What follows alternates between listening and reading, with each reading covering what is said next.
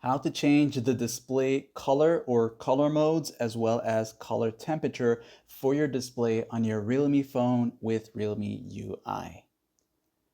Depending on your Realme phone model, you want to go ahead and use the quick access like this here. Do a full swipe with two fingers and go into the settings. By doing this, you'll be taken to this set of options, and one of them would be display right here. As you enter here, you'll go down until you see the color section, this right here.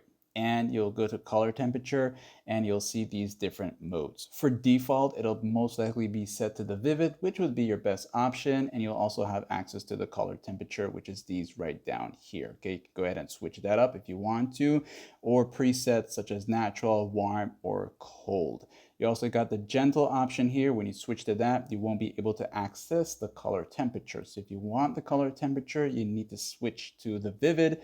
But if you just want this simple, gentle one here, you can do that. And of course, you can change these at any given time, like and sub.